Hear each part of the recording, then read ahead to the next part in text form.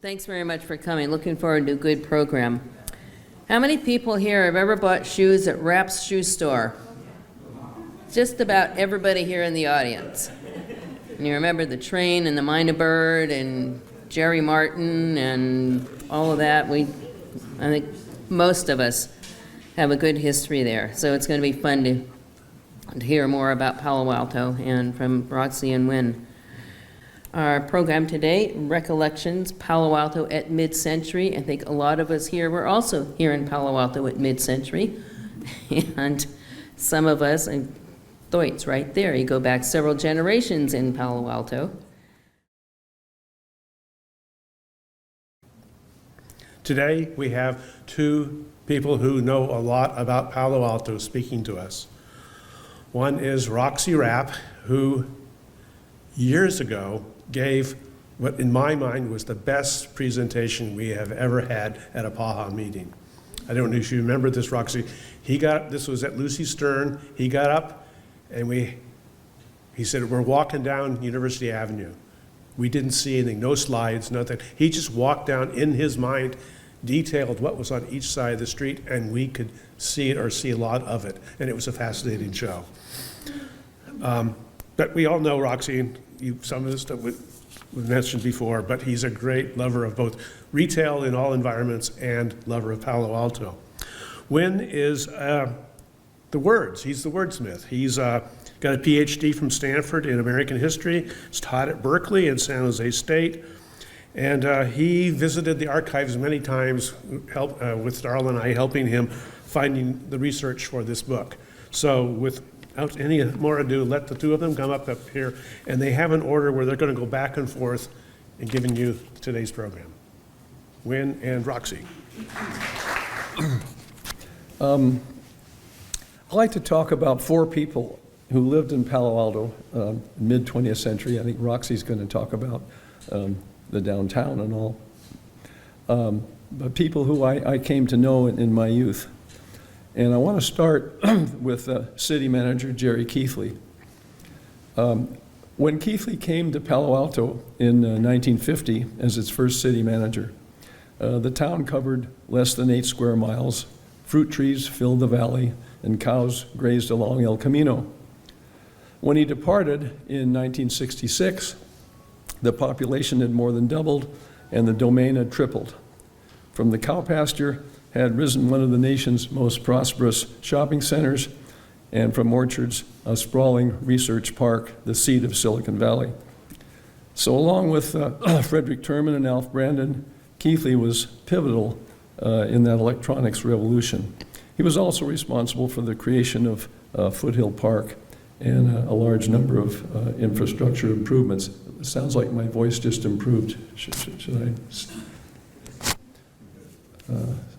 I can't see the thing if I put my mic there. Anyway, but what I want to focus on here is what Keithley's daughter, Melinda, recently told me about his strange and harrowing early life. I know Melinda because while I was a student at Jordan and Pally, I lived right next door to Keithley and on Hamilton, just off Newell, and a couple of stories about that later. So these are actually on Keithley, some excerpts from our book, from Keithley's chapter titled, "The Most Sensible Man in the Room."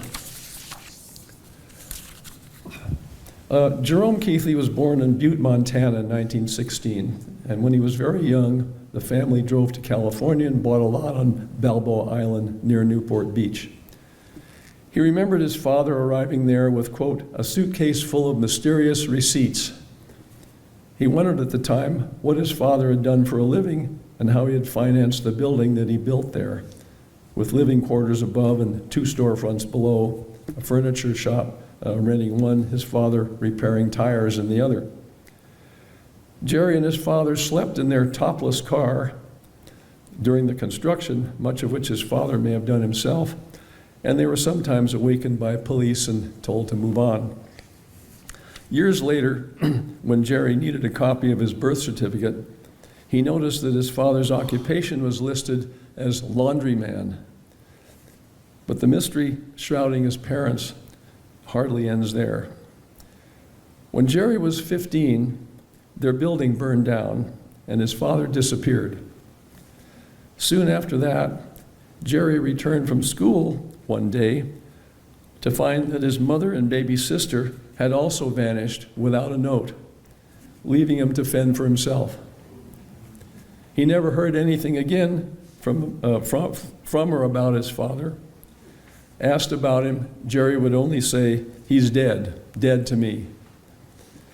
Though his mother and sister resurfaced many years later, their response to questions was vague at best.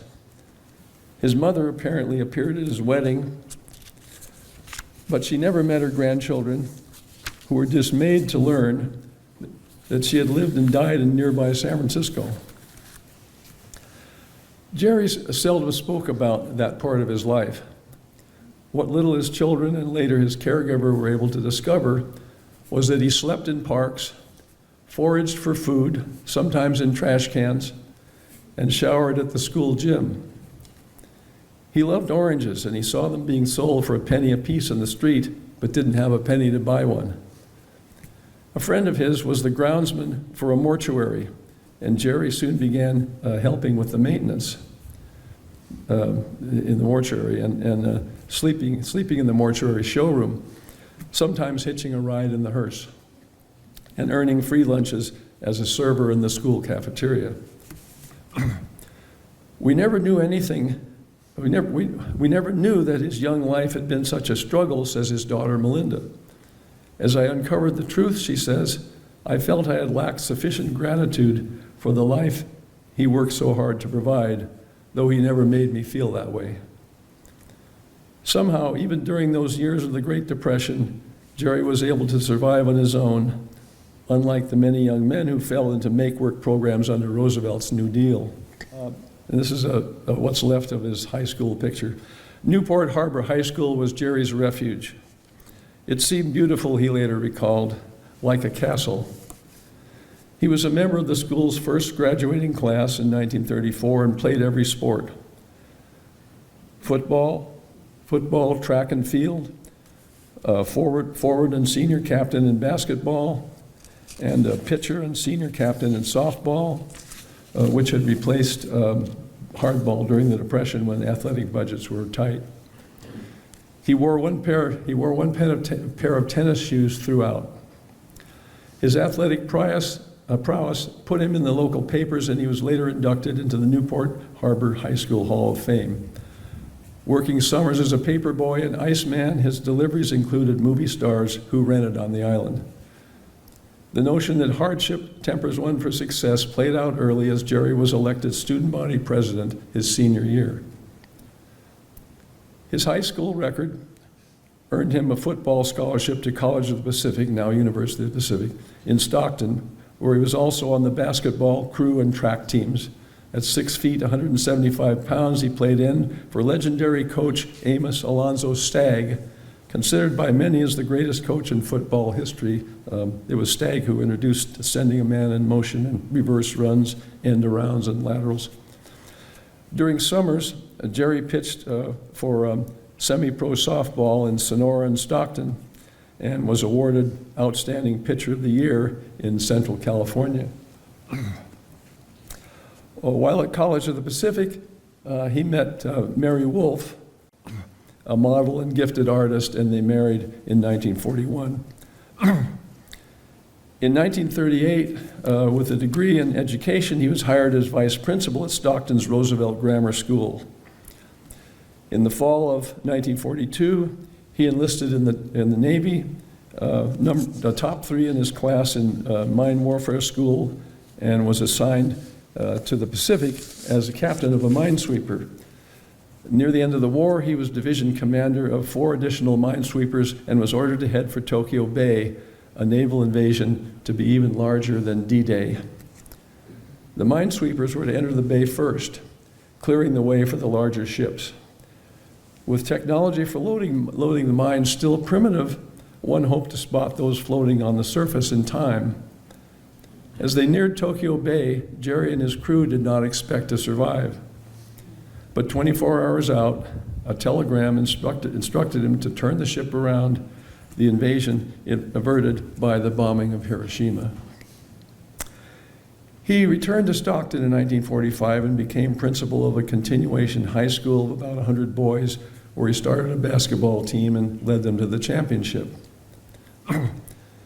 So a group of veterans in Stockton were concerned about corruption, gambling, and prostitution and asked him to run for the city council.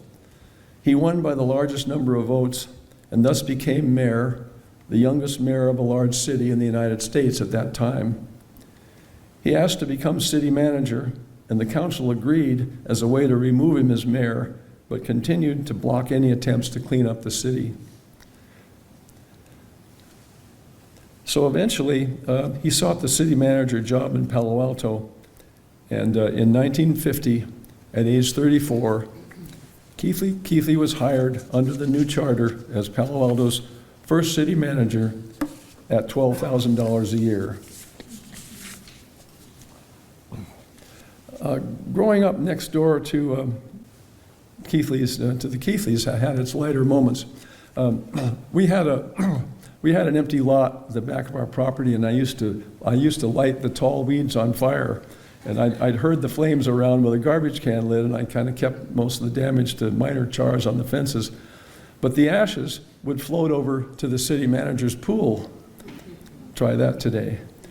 But Jerry never said a word. Another time I hooked up an outdoor speaker to my phonograph, and Jerry once asked if I could rig a speaker by his pool and hook it to a little radio on his desk.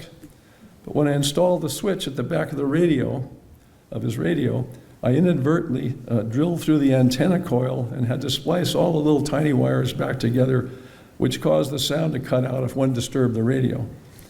So I taped a handwritten sign to it: "Never move this." An absurdly botched job, but again, Jerry never mentioned it. But my most indelible memory is the early morning of May 6th, 1952. I was getting ready for school when I heard a siren and ran out to see a fire truck pull up in front of Keithley's house. His wife Mary ran out in a panic, and they all rushed inside. 3-year-old Christopher Wolfe Keithley, a beautiful boy, had died a crib death in the night. Jerry later became city manager of Oakland and then Glendale, and earned a considerable number of honors during his career. When a city manager is under discussion, wrote one journalist, Keithley, quote, never fails to appear the smartest, best informed, and most sensible person in the room.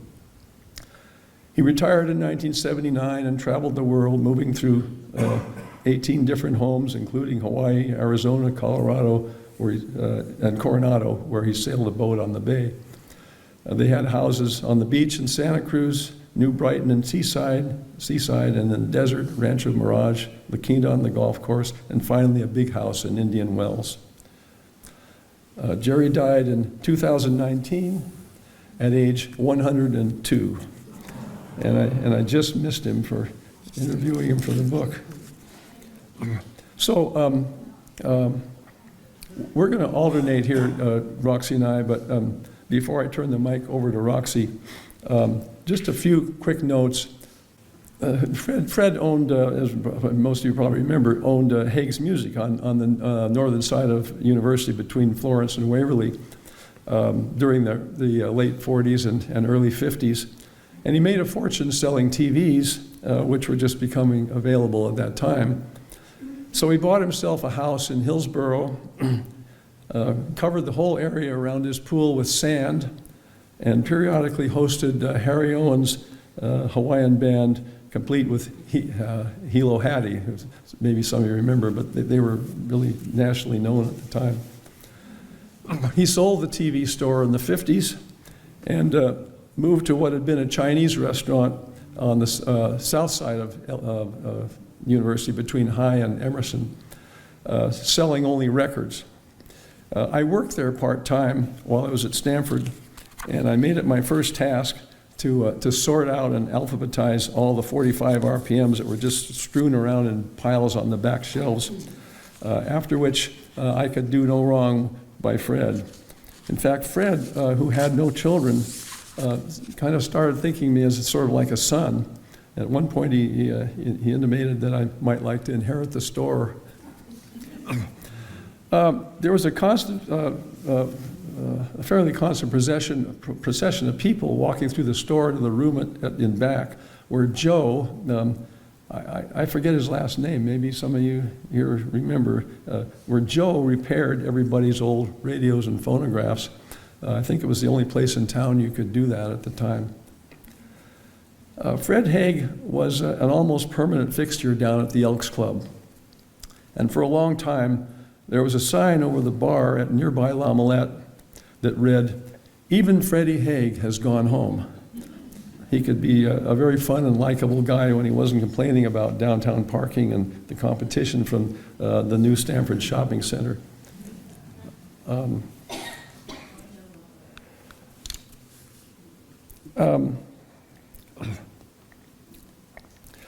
Anyway, with heart trouble in his old age, Freddie took great pride in at least two things.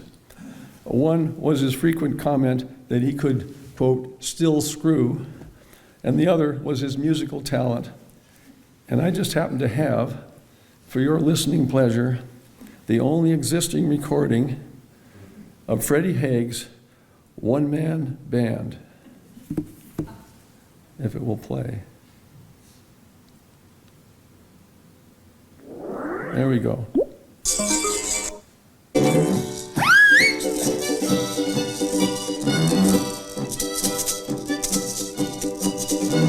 Plays every instrument himself.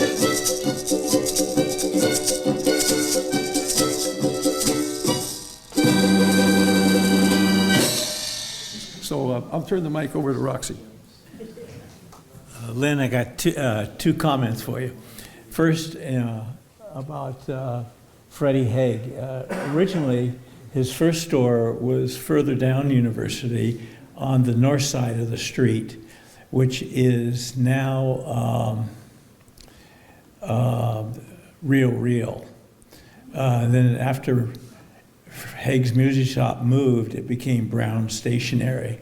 But I remember going in there as a kid in the little glass doors, and you open it up and you get the record and you play it on the thing and you close the door and you listen to the music of it. It was terrific.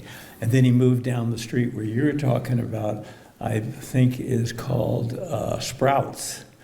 It was a vacant lot.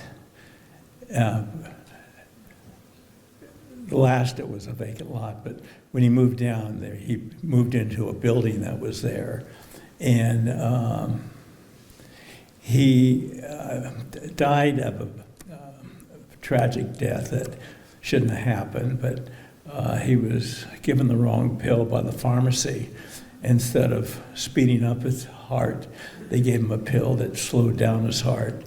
And his wife tore down the building and left it an empty lot for years, would never sell it. She says, "I'll never sell this lot." She held that because of the pharmacy giving the head Fred Haig this pill that he passed away from. But he was a real character, and I remember it as Lincoln Continental with a tire on the back, and you always know when Freddie Haig drove by. And the other interesting thing that you said this evening is about the city manager, Jerry Keithley. He was paid how much? $12,000 a year? $12,000 a year. Someone figured it out. I just saw in the paper that the city manager is getting over $400,000 a year. Right now, they're giving him a raise. I said, hey. I should have became a city manager. Anyway, I got to get out my talk here.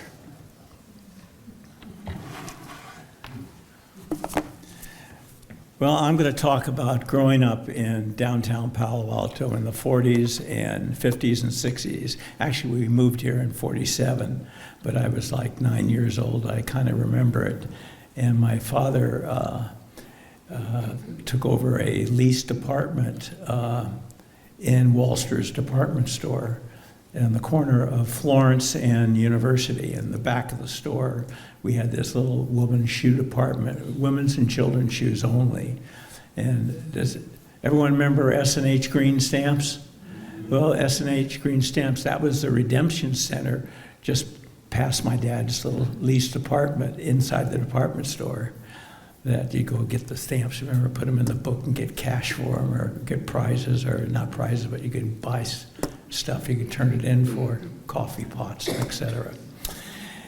Anyway, if you close your eyes and kind of remember what it was back in the 40s and 50s, there was no shopping centers. Stanford wasn't there. Stanford Shopping Center wasn't there. Actually, Stanford, in the front part, was a grazing area for cows and horses. And behind Stanford, they had places for cows also to graze. They had so much property. It was all grazing land. There was no town and country village.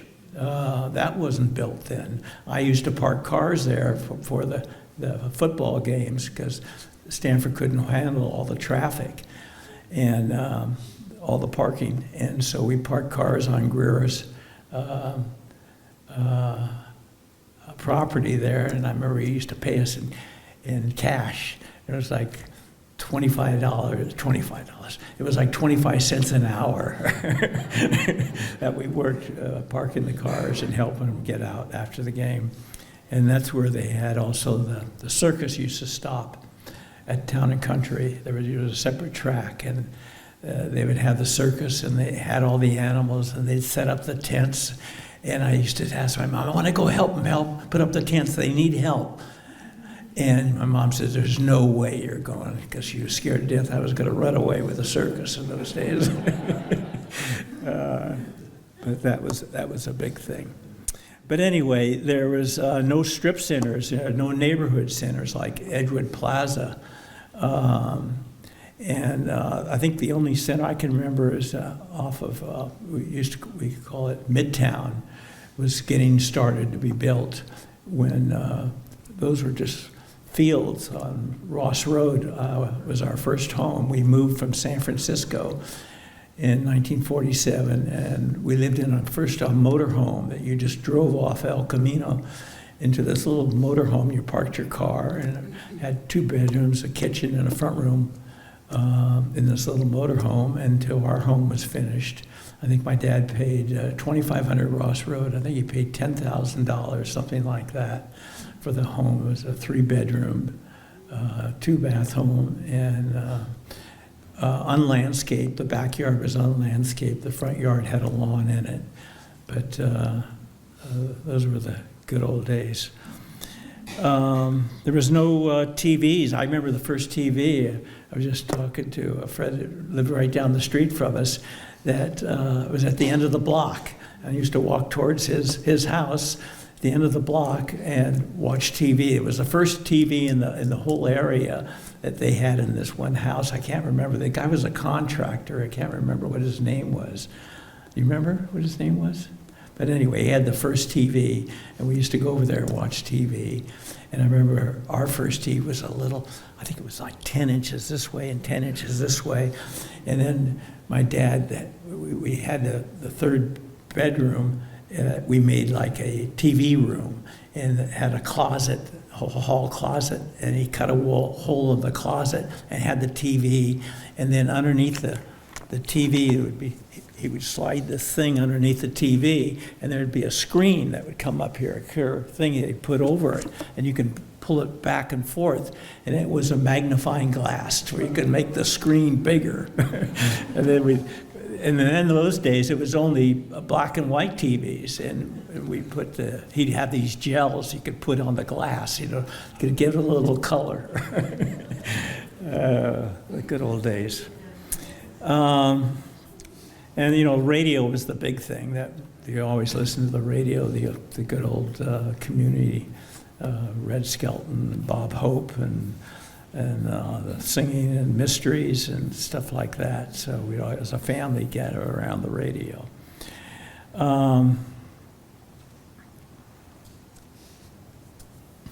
Downtown, back in the 40s and even in the 50s, was packed. I mean, you couldn't find a parking space. You got to realize there was no parking garages. There was a few lots, but very few. And everyone parked on the street at diagonal. And it was just packed. And even California Avenue was packed with cars. That was their shopping district. And so it was tough to find parking. And but one thing about it is that there was no vacancies. Everything was full. Every store was full, and we had every type of store. We had Roos Brothers. It had men's, women's, and children's clothing. I used to buy my Boy Scouts and Cub Scout uniforms there at Roos Brothers. I remember going as a little kid, and that was right at the start of the circle there.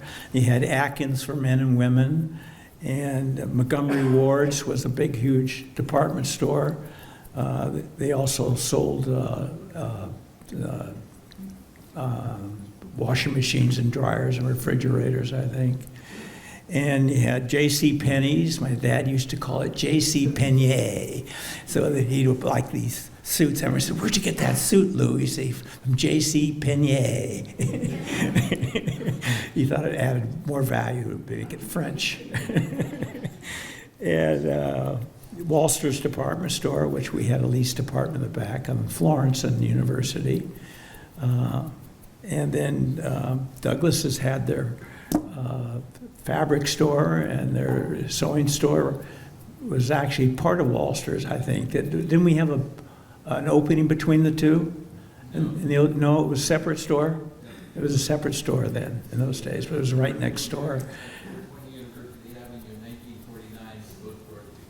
Okay. Yeah, a great fabric store. Today, you can't, I don't think you can find a fabric store downtown anywhere. There's a couple of them I think you got to do, but and sewing too. I remember they used to teach sewing in school in the old days. I think Rich used to go take care of the machines and maybe teach a class. Joseph Magnus, can you believe that? Joseph Magnus was right downtown at Bryanton University. Now it's Wells Fargo. And it was a beautiful two-story building with a basement, all white, this big, beautiful circular stairway. And it was one of my favorite stores. They didn't carry men's stuff, but they sure had good-looking sales girls there. And we had tons of 5 and dime stores. We had Woolworths, Strauss Reese, and other little stores like that downtown. And there was a lot of independent retailers. I mean, just a lot. And that's what was really important, that we had a lot of people that really got into retail, young people and families, in men's and women's clothing. Rita and Ramona, I can remember my mom used to shop at Rita's, and children's stores, children's clothing stores. Of course, as I told you 20 years ago about all the shoe stores, there was probably every shoe store in the world that was downtown Palo Alto. There were so many. Warren Thorpe Shoes, I remember, had the first shoe store in Palo Alto. And I thought that was great, but there were just tons of shoe stores and family shoe stores. And today, I don't think you can find a family shoe store. They carry men's, women's, and children's, all sort of specialty stuff. Well, that's not true. Keen Shoes has men, women's, and children's, so I got to take that back.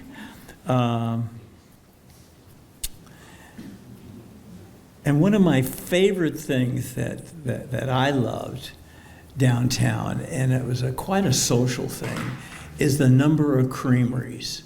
I mean, my father, when he wanted to have a talk with me, we'd go across the street to a creamery and sit down and have lunch together and sit at the counter and have a sandwich together. And there was we had the Peninsula Creamery, which is still there today, University Creamery, Golden Seal Creamery, Borden's had a creamery. Even Walgreens, during this time of of creameries being really exciting and a social thing, they took their hard goods and moved them out and moved them over into the other part of the store. And all the way from University to the alleyway on Ramona Street, Walgreens put in a full counter, and they served milkshakes and sodas and sandwiches. And we used to love to go there and have a sandwich. They, used to take your date. I remember I'd ask a girl if you want to go to the movies, and she'd say yes. And I said, we want to have dinner first, so we'd go to a creamery, and we'd split a peanut butter and jelly, or a grilled cheese, or an olive sandwich, chopped olive sandwich. They don't serve those today. And get a milkshake, and I'd hoped that she would want to have a soda, and so we'd get a chocolate soda. She'd say, yeah, let's have a chocolate soda. And we'd get the chocolate soda with 2 straws, and put on a straw, and I'd put the other straw, and I'd lean over. She'd lean right in front of me. I'd look in her eyes, our eyes would touch, and I'd fall in love with her right then and there. And then we'd go to the movies. But that was kind of a fun time in dating. And then there was a famous one called Sticky Wilson's. Sticky Wilson's, there's a lot of Stanford students went to, because there was no bars downtown. Liquor couldn't be served downtown, because when Leland Stanford donated the property to the city of Palo Alto, he put in all of our deeds that own property, no alcohol will be consumed or sold, or the property reverts back to Stanford. So it was for years it was that way. And then Frank Chris Sr., his favorite restaurant, if you remember, the Shutters, it was in the President Hotel. That was his favorite. He'd have lunch there every day. White tablecloths, and he loved having lunch there. Well, they told him they're going to close up. And he says, well, you can't close up. You're my favorite restaurant. He says, well, we have to be able to serve liquor to survive here, because all the better restaurants are serving liquor in Menlo Park and East Palo Alto and Mountain View. And so he says, let me see what I can do. And sure enough, he went to court and got it overturned that Palo Alto could have liquor, and got it changed. And it really changed downtown. They got some new restaurants in, and it helped in the restaurant business. California Avenue at that time was booming too. California Avenue actually, when you turned, if you're going north and you turned right onto California Avenue, you can go all the way to Jordan Junior High to Middlefield Road. You cross the railroad tracks. So I remember living on Ross Road, we'd ride our bicycle through Jordan, and we'd go right down California Avenue, and we'd go to the movies at the Fine Arts, the serials and stuff, on a Saturday, a bunch of us. And it was a booming town. There was no vacancies or anything. And it had every type of store, just like downtown. They had lumber yards, the shoe stores, and shoe repair shops, and clothing stores, movie theater, and a big pharmacy, California Pharmacy, which was Stan Bishop Pharmacy. And my mind just thought of something. I'll tell you in a minute about when. California Pharmacy. Stan Bishop became on the city council. And when he became mayor, he convinced the rest of the city council members, let's close California Avenue. We got to make it like a shopping district, a shopping center. So when they did Oregon Expressway, they closed the tracks to California Avenue. It never came back for years. When I say years, I mean probably 15, 20 years. The volume went down, down, down, down. And it never came back to what it used to be before they had it open. And then when you were talking, Wynn, about Jerry Keithley and working in a mortuary, I bet you it was Tinney's Mortuary back there. That's where he worked for his dad. That was the mortuary downtown. That was a big probably before Roller and Hap could in those days. Oh, that was in Stockton. Oh, forget it then. Sorry, Jerry.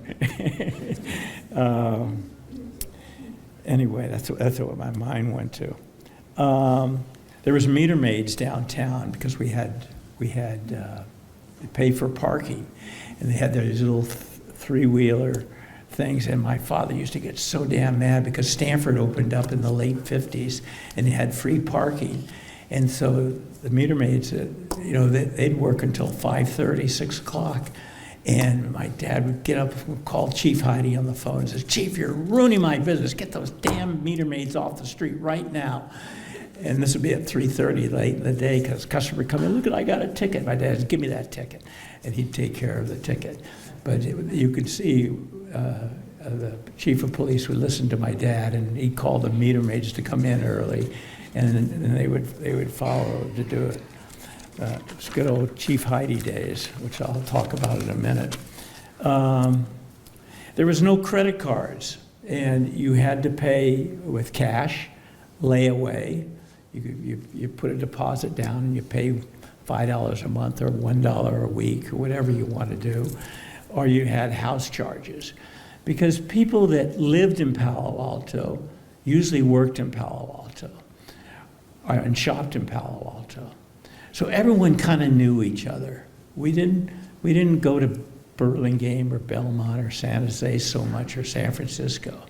And people could afford, that worked for my father, they all had homes in Palo Alto, so they didn't have to commute like today. And so everyone knew each other, so they developed house charges. And I remember we had a charge. I think the Peninsula Creamery still today has a house charge at Peninsula Creamery. But we had house charges. And of course, Chief Heidi had a house charge, and Chief Heidi had a wife and 2 kids, but Chief Heidi never got a bill, and Roxy Rapp never got a ticket. And if he did get a ticket, they tore it up. That's the way it worked in those days. And it was very special. I remember my dad built the Palo Alto Bowl, and he calls me up one time and he says, "Where'd you go after work?"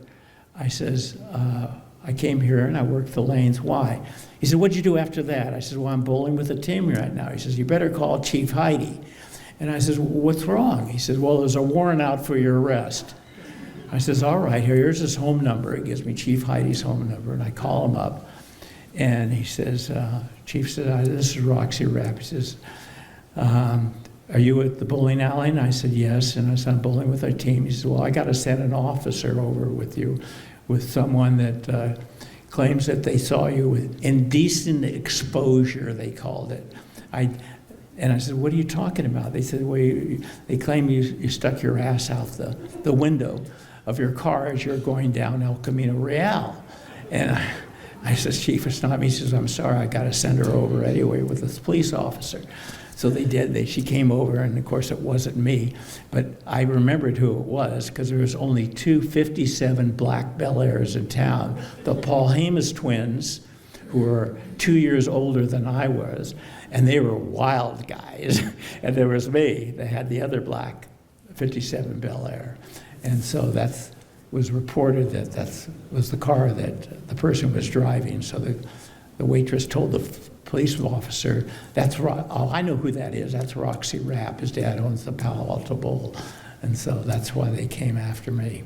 But anyway, I got cleared from that.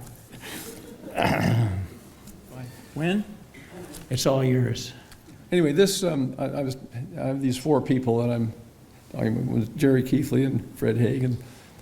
The third one is this from another chapter in our book. I think it was the fall of 1949. I was slouched in my 5th grade desk on what seemed another droning day at Addison School when we were told we had a special visitor. In strode an aging, sun-weathered man, strikingly spry and erect, walking briskly down desk rows to face the class with a broad, blue-eyed smile. A short but somehow riveting pep talk, an exit as jaunty as his arrival, and it was back to our humdrum day. I have wondered what it was about this man that seems to leap out among scant images from 5th grade. Perhaps it was his booming voice. It certainly was not his subject, the health benefits of correct posture. And neither the voice nor the visage could have sustained the impression these 73 years. There was something more, something elusive about that brief break in class routine, like a fresh breeze in the heat of the day, a vitality that radiated from the man who spoke with simple force and sincerity. Whatever it was, I never forgot his name and never learned until years later, after his death, that Hod Ray was a Palo Alto legend. Howard Clifton Hod Ray was born in Rosslyn, Washington in 1894, his father a coal miner who had emigrated from England. His mother died when he was 10, and from age 11 he earned his own way in the world. Athletics was his gift, and at Rosslyn High School, with no coach, he took his 7-man squad to the state basketball championship. After earning enough money to go to Oregon State in 1914, he played varsity basketball as a freshman, and while playing as a senior, with the coach away in the war, coached the team himself to the championship. He played football at halfback, and though he could broad jump nearly 10 feet, he was entered in only a few meets, unable to practice daily because of work. In 1918, he married his Rosslyn High sweetheart, Frances Bowie, and joined the machine gun battalion of the 91st Division, sent to the front lines in France at Saint-Saint-Miguel and Argonne. Returning home, he managed a sheep ranch in eastern Washington until A.D. Brown, physical director at Oregon State, founded a coaching school at Stanford in 1921 and recruited Hod as a student. Offered 3 high school jobs while awaiting his teaching credential, he went to work at Palo Alto High when Principal Walter Nichols waived the requirement in order to bring him there. "We all work together here," the man in charge of grounds at Pali told Hod. "I'm making some tennis courts. You can help me." For the next 3 weeks, Hod pushed a wheelbarrow. The athletic department was a little office in what later became the art room. The football field was hard dirt. Hod picked up some discarded football gear from Stanford, which players' mothers converted into uniforms, and Hod led the team to its first Peninsula Athletic League championship, setting the tone for the next 30 years, the Hod Ray era. In 31 seasons, his football teams won 8 Peninsula Athletic League championships and lost only 63 of 245 games. He coached basketball to 12 titles and 108 wins in 153 games. He also coached baseball, track, and other sports, taught adult volleyball and badminton classes, and with a master's degree from Louisiana State University in 1937, became director of physical education for Palo Alto schools, setting up programs and visiting each school nearly every week. In 1929, Hod and his players laid out the football field at Pali that now bears his name. Or did they change that name? Good. With his well-known trademarks, the bill cap, the whistle, the clipboard, Hod became the iconic symbol of Palo Alto youth, turning down over the years many attractive offers from colleges and high schools. He always had at least one youngster living in our home, his wife Frances, and often 2 or more. He usually found a kid who was not getting enough to eat and brought him home for a few days. Sometimes it turned out to be 6 weeks, sometimes 3 years, she said. He loved every one of those kids, even when he was giving them hell. Numberless are those, added Pali Principal Ivan Linder, whom he has personally gotten back on the right track after many of us had lost faith.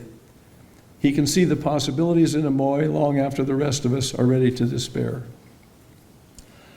One wonders how he found the time, teaching and coaching during the day, coaching basketball and adult classes at night.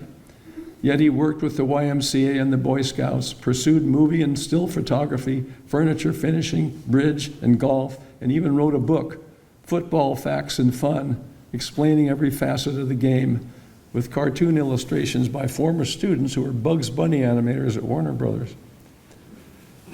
Only 1 in 100 understand football, he said in the foreword. Life magazine did a spread on the book.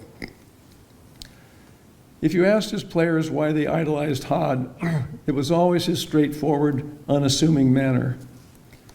When he spoke, you listened, said a former Pele quarterback. If you asked him a direct question, you'd get a direct answer. He looked you right in the eye and seemed to read your thoughts.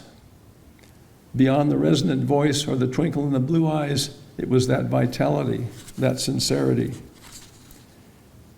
He died on December 17, 1951, at age 57, 3 weeks after his football team had completed the second of two undefeated seasons. He had been warned about his heart 6 years before, but coaching was at his core. I now see why that 5th grade moment left its indelible imprint. It was the aura of the man, not what he might have said. He didn't talk about ideals, said his obituary. He just had them and lived them. I'll wrap this up with a short comedy bit because I want to touch on this 4th person, one more person with whom I crossed paths in my youth, sometimes the recipient of his inimitable philosophy, and that was none other than Arnold Parky Sharkey. Parky owned a series of 75 bunged-up cars bought for under $50, each abandoned when they broke down, usually parked by the Reno Club down by the down in Whiskey Gulch by the freeway, sometimes by the bus station in Palo Alto. On the door of the taxi that I remember was a hand-painted kindergarten-like rendition of a comet, a kind of distorted circle with 3 or 4 lines dashed off it, with Parky Sharkey's Haley Comet Taxi scrawled under it, and Haley spelled H-A-L-Y. Over the years, Parky became a local folk figure, achieving a certain prominence in law enforcement circles. A chapter in the book covers his life, his childhood, his unremarkable boxing career, and so on, but I just want to offer a taste here of a couple of Parky's episodes. Parky bought an amphibious Jeep, war-scarred from the Philippines campaign, hoping someday to water taxi someone to Tokyo. He drove it off the wharf at Pete's Harbor. It sank. Though he never made it to Tokyo, he did transport an array of bizarre customers to a number of exotic places. The fellow he drove to Grand Canyon was drunk the whole 10 days and never remembered being there. Parky stopped in Las Vegas on the way back and lost the whole cab fare on the slot machines. Then there was the 100-mile trip to Santa Rosa with an escaped patient from a mental hospital who went in the front door to get the cash and out the back, somehow leaving Parky with 6 pairs of pants that didn't fit him. On one occasion, Parky had just gotten his 1929 Buick fixed up after it caught fire when he got called at 2 o'clock in the morning from a guy who wanted to go to Reno with a girl to get married. On the way to Reno, said Parky in one of his letters, the car breaks down about 20 times and my customers have to help me push it up a few miles around Tahoe. The radiator is cracked and steam is blowing out the old taxi like a geyser. We could only drive 20 to 30 miles an hour. It was really awful going over Donner Pass. Finally, we get to Reno after 22 hours of driving time from Palo Alto. The cab is a wreck and so are my 2 customers. You know what happens? They get in a big fight and the wedding is off. I know my taxi can't make it back to Palo Alto, and I go to every used car dealer in Reno. They all refuse to buy it. Finally, I go to a Reno junkyard and get $35 cash for it. Then I lose $8 at Harold's Club. Anyway, I'm now going back to my East Palo cab stand by bus. The guy the woman turned down is riding with me. Newspapers featured Parky as comic relief, usually photographed leaning against his dilapidated cab, 6'3" in his t-shirt, rumpled dark trousers, a frayed jacket, the outlines of a one-time boxer still discernible in spite of the pot belly. This is Parky on Rowan and Martin's Laugh-In show. One of Parky's more everyday escapades was when he lost all his money playing a 10-cent slot machine in a nearby bar. The machine was in the back room. While a friend watched the door, Parky lifted up the machine and carried it into the bathroom. "Open the window," he said to the friend, and pushed the machine out to the ground below. Sashaying through the dance hall into the night, Parky fell in the mud twice with the slot machine in his arms, getting it into his taxi. On a deserted road, they broke it open and hit pay dirt, some $30 in dimes. This is the $1 book Parky wrote, Whiskey Road, which one critic called the worst book ever written. I actually have a copy of this. I think it's a rare thing now on eBay. I drove so many drinking people around the peninsula that I became quite a drinking person myself, Parky wrote in the book. That's why I want to get to the mountains. My nerves are shot driving drinking people around. I want peace. I want quiet and peace for a while. I'll settle for the squirrels and deer for a while. A cabin by a stream if I can find it. If I get thirsty again, I'll build a stand. I'll build myself a still in the mountains. When I'm in the right mood, I look back over my experiences in life I have lived, he wrote. I usually reach for a cold bottle of beer. Sometimes I have a short whiskey previous to the cold beer. Generally, I feel better, cool and relaxed with that Boilermaker cocktail. I keep trying and trying. I don't know what the hell for, but one of these days I'll get up to the mountains. It's the best you can do. It's an old newspaper thing. Parky was a good guy, said his bartender friend Joe Siri. A lot of fun, a good-hearted fellow. He was a good man, said another old friend. His heart was as big as a barrel. Except the few troubles I've been in, Parky professed, I think I've done a lot of good things too. Well, he had style, obstinate, loner, inept style, wrote Ry Kelly, and he got his 15 minutes of self-promoted glory, being his own righteous self. Never hurt a soul, never laid a glove on life, never met an enemy, sweet Parky. In 1962, Parky suffered a stroke and entered Crystal Springs Rehabilitation Center. With diabetes, heart disease, blood disorder, liver trouble, and gangrene in his toes, he died in San Mateo County General Hospital on September 20th, 1969, age 57. His obituary called him a barroom philosopher, the voice of the common man, the lowest common denominator of public opinion.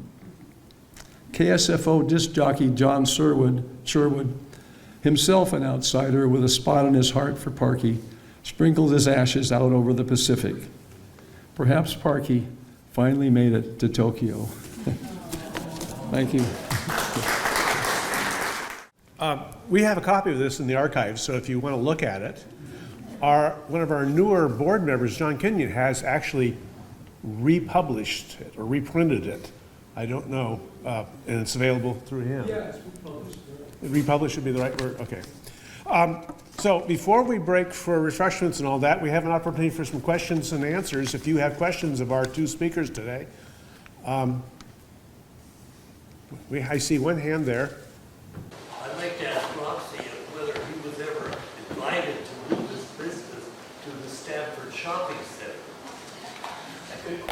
That's really a good question, because there's one person who's sitting in this room that was invited, and she's the only independent retailer that was invited.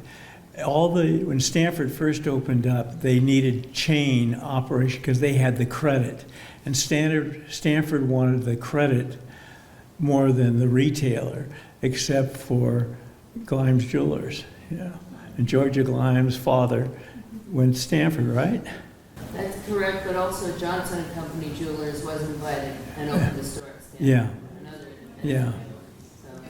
Yeah, so it was, you had to be a chain operation to get invited to Stanford in those days. Okay, no other questions? Thank you.